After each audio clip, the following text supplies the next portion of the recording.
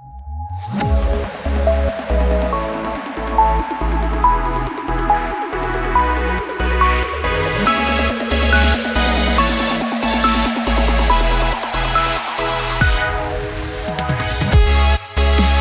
how are you doing? Welcome to Tapestry Youth Online, and this is Youth Split, a show that we get to talk about matters concerning the youths, be it business, career, spirituality, and life in general. We split issues to have a clearer and a closer understanding.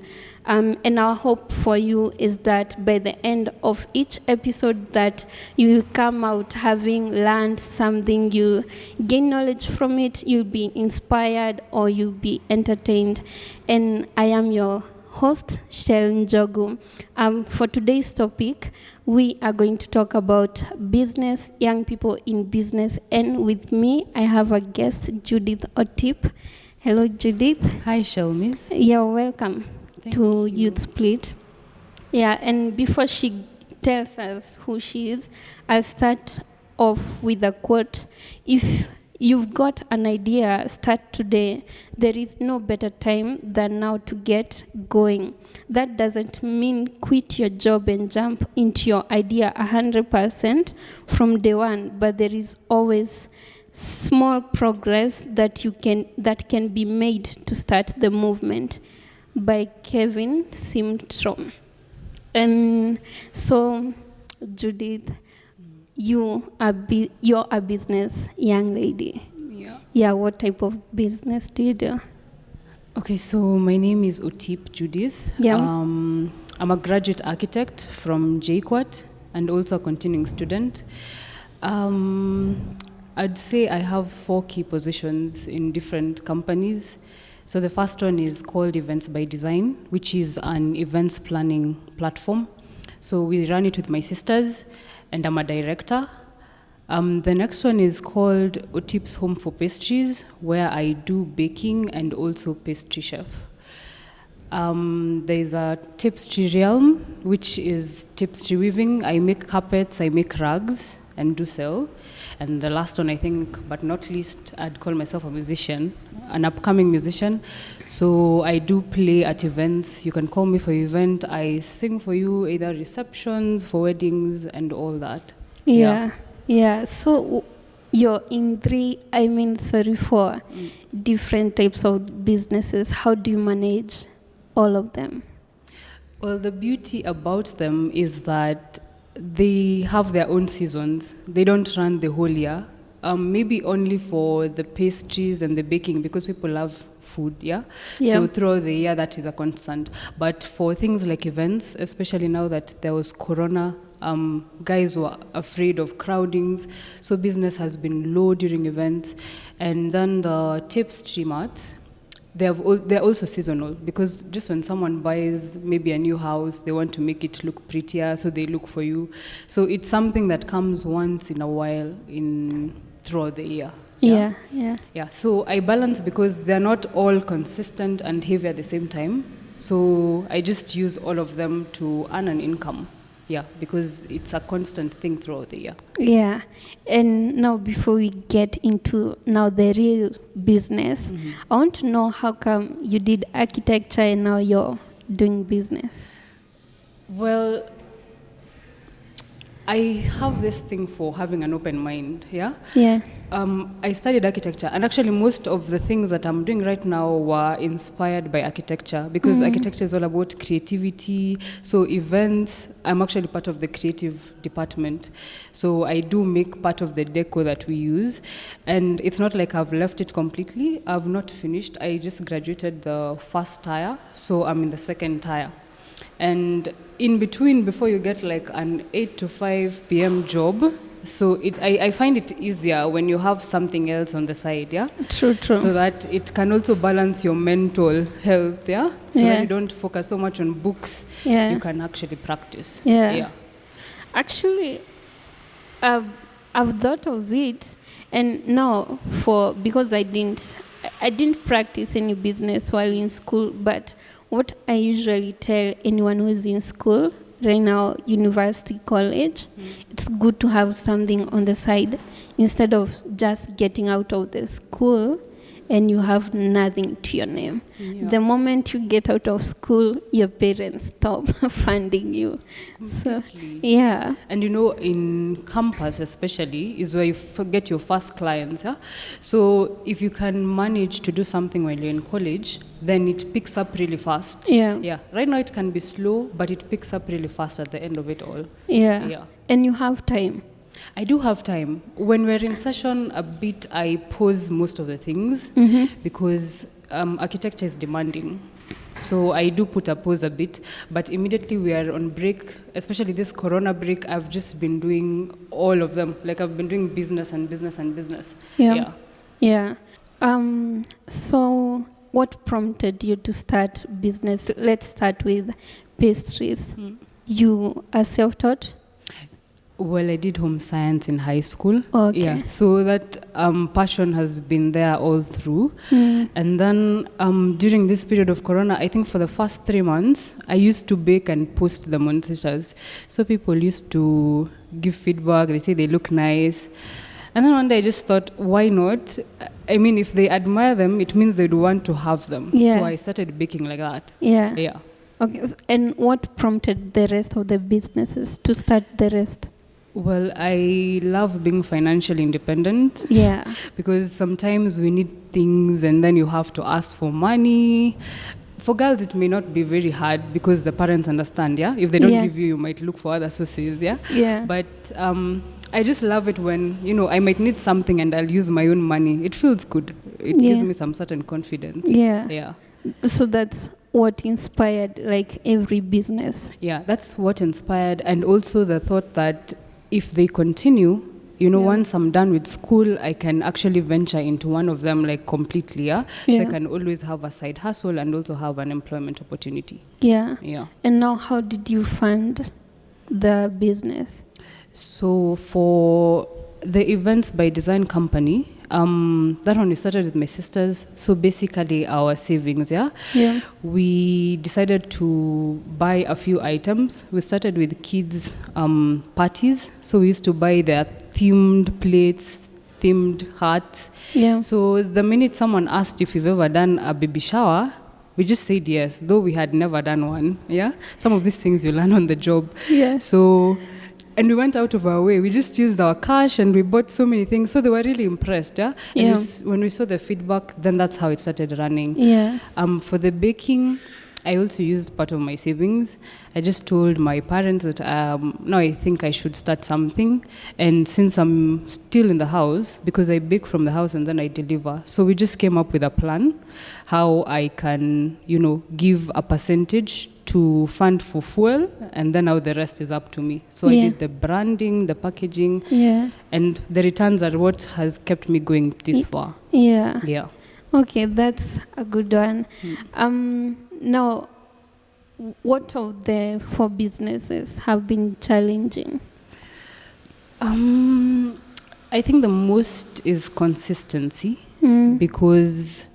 But I wouldn't complain really. If I had one, I would have noted there's a huge gap because when one is not running, now something else peaks. So I think consistency is one of them. Yeah.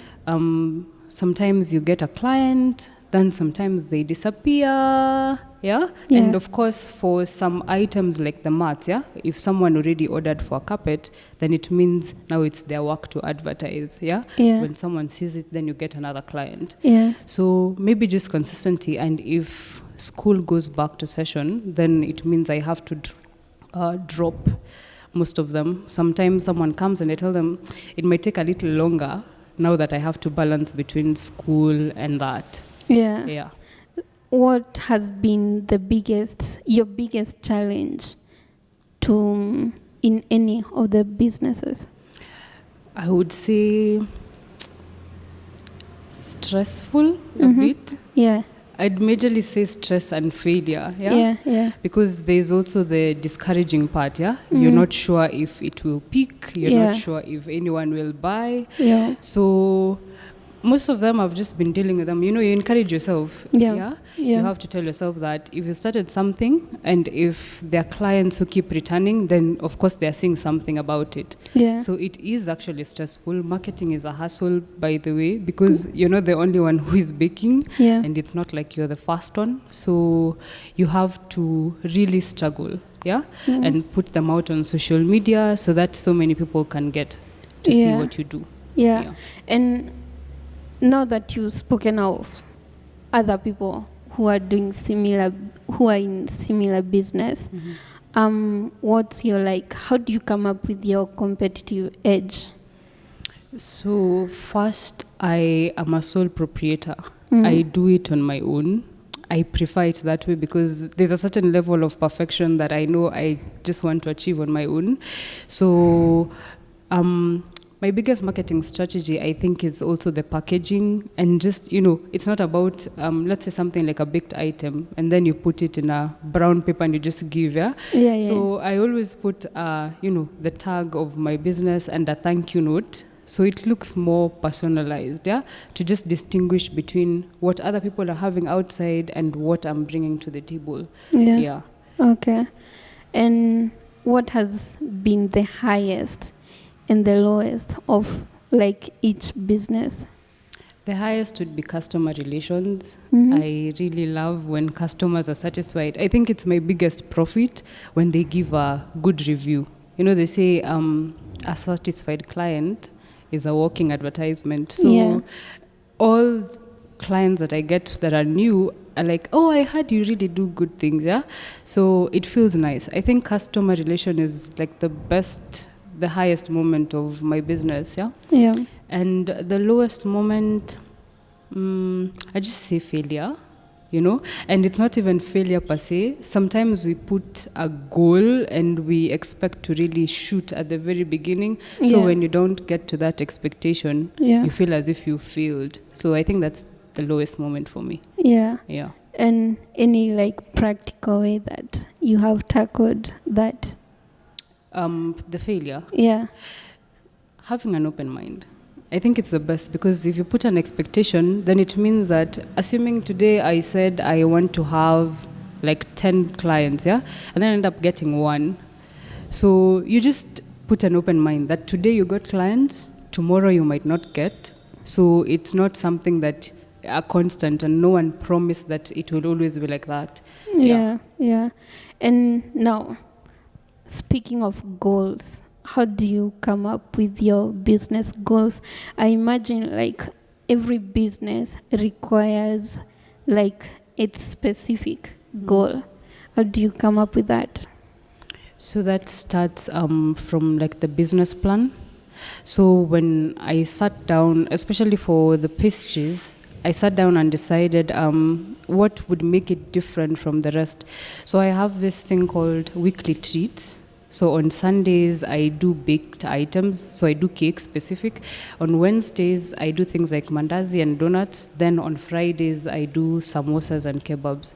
So how I achieve that is I keep a record, because you always have to know if you're moving forward or maybe you're just doing something and you're satisfying the client and yet you're going down. So when you have a business plan, at the end of every month, you can tell that you have reached your goal, if you've gotten clients or if you've not. And also I am able to tell what the clients like specifically, because the number of orders on Sunday might be more than the number of orders on Wednesday. So now I know that they really love cake, So with time, you keep on adjusting.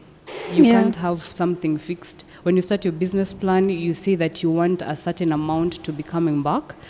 But then if that's not the case, you have to adjust. So flexibility. I'm always flexible when it comes to goals matters.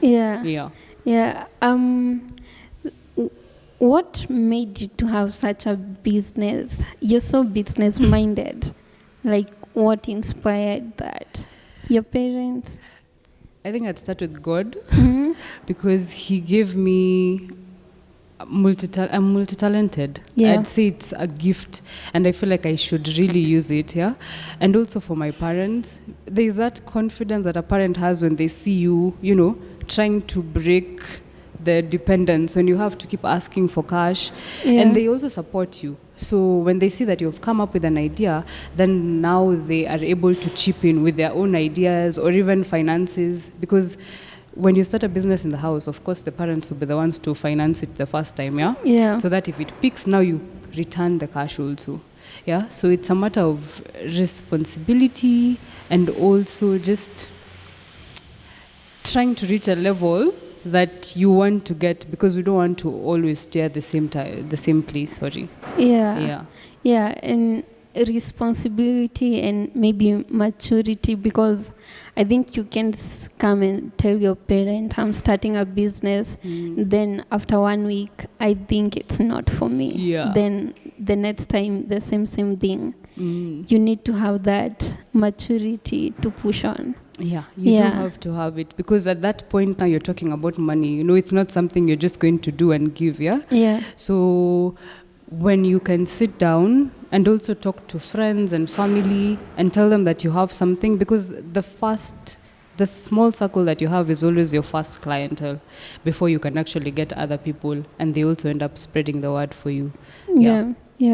And let me ask, because you've touched on friends, I've experienced this with, I think for myself and someone else, we were talking on the weekend, where you find you're starting a business and then your friends, it's like they don't even care.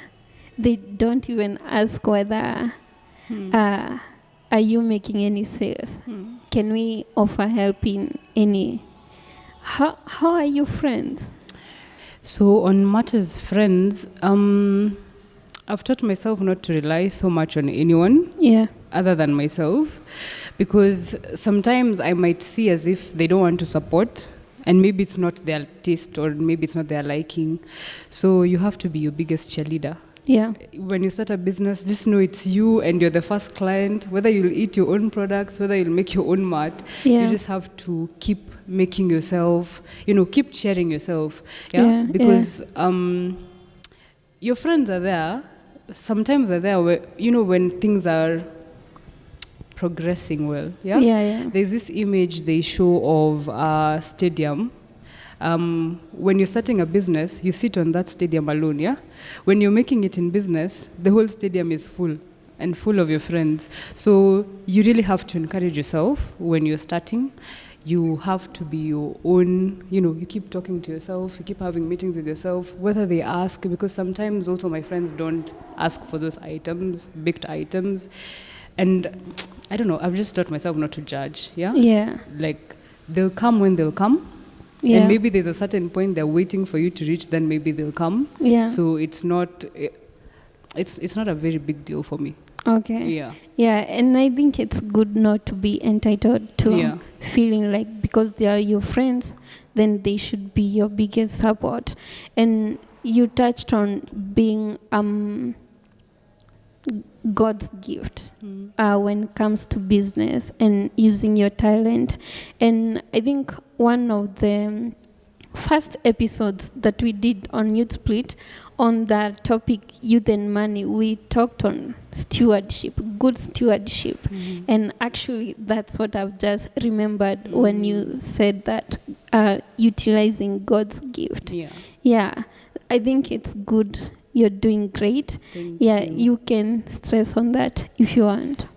Well, I always refer to the verse or the song, There's a time we'll all go to heaven and they'll ask you, what did you do with the talents I gave you?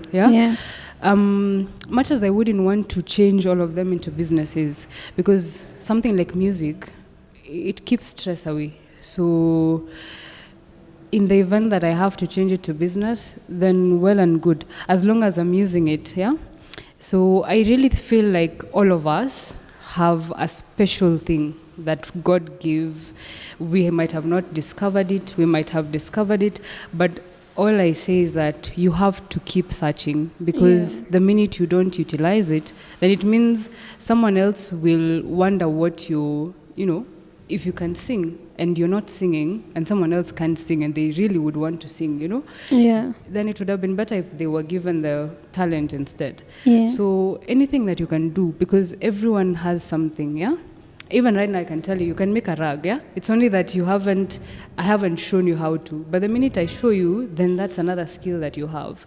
So God has bestowed on every person, yeah? It's not like he had a plan that you have to sit somewhere and work for someone. He knows very well that you can do something on your own. So as long as you can move and you can walk, you can utilize whatever God has given you. Yeah, true. Now let's go back to the business. How do you run your business? Like from funding, or making sure that you're making profits, and just the whole process of running a business. So I think I'll go step by step. For events by design, because now it's a company, we've been running for about 2 years. You always have to look at the market, because there are people who bring in products from abroad, and then now by the time they get to Kenya, it gets to a whole higher level. So you have to always reach out to those people who have made it in the business already, so that you can compare prices, because it's all about cash.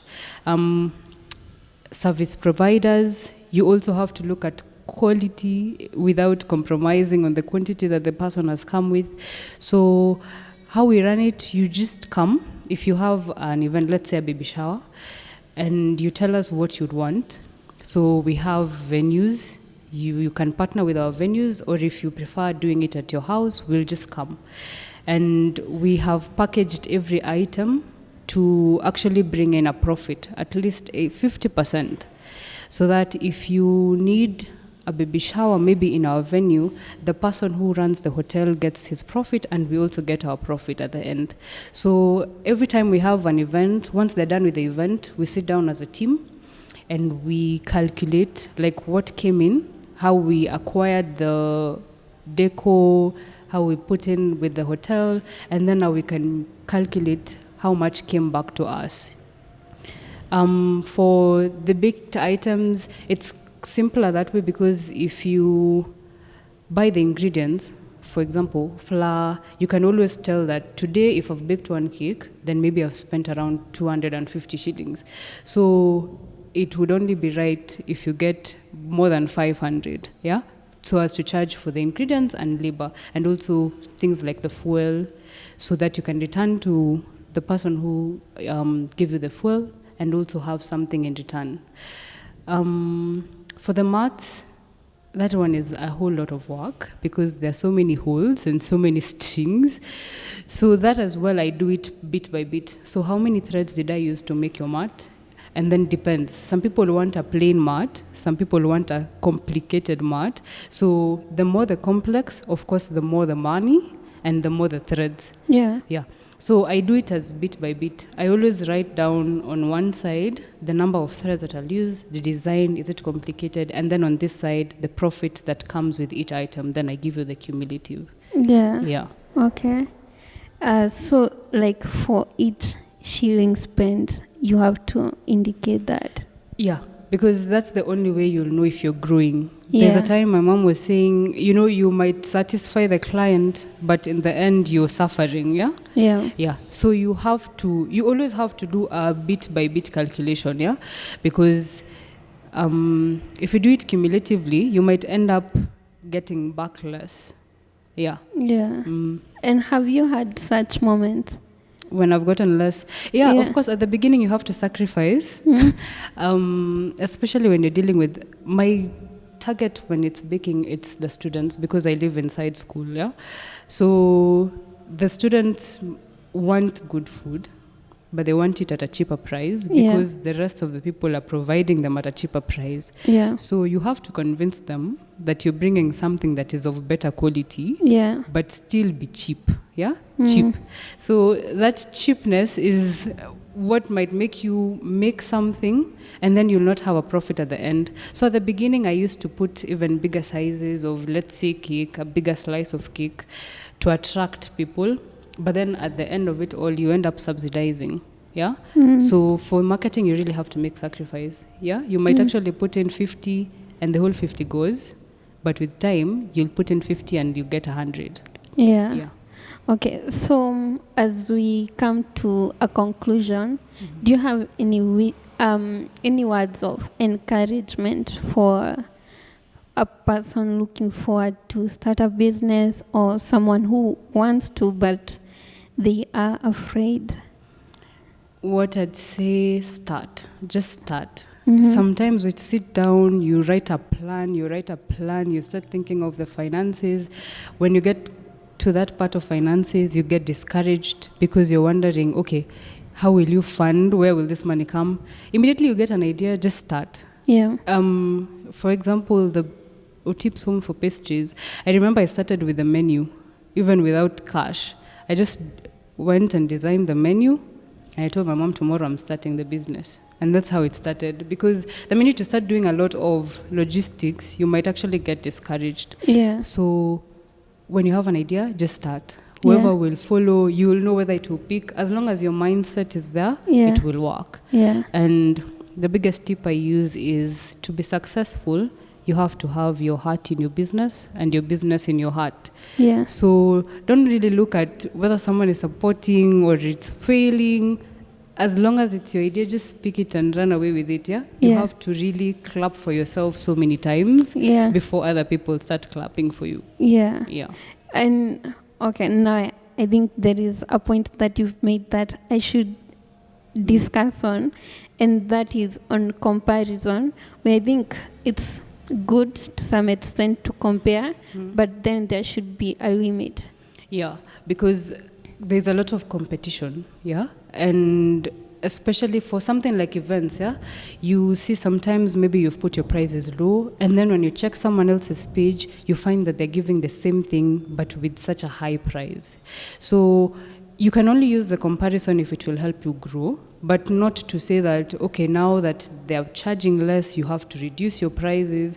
You also have to look at your market. Sometimes reduce your prices, and maybe someone else would actually buy them for the exact price that you reduced. Yeah. So comparison will help only when you reach out to the people who've already made it in the business, yeah? Yeah. Like, for instance, if you already had a bakery, I'd come and ask you questions and tell you how you manage. That comparison builds, yeah? But not the kind of comparison that today you made a passion cake, so now I have to go and make a passion cake. Yeah. No, not to copy, but just to grow. Yeah. Okay, thank you so much. Thank you so for much coming for having and me. sharing us with your words of wisdom. Thank you. Yeah. So guys, thank you for watching until now, and I hope that you've learned a lot from Judith. And if you're planning on start a business, please just start now. You don't need that much money. If you can remember the cheapest money that you started with, how much? 100 bob. You can start a business with 100 bob. And even on the previous episode that we did, someone started their business with just 2,000 shillings. So you don't need so much money to start your business. Just start. Your moment is now. Until next Friday. Bye.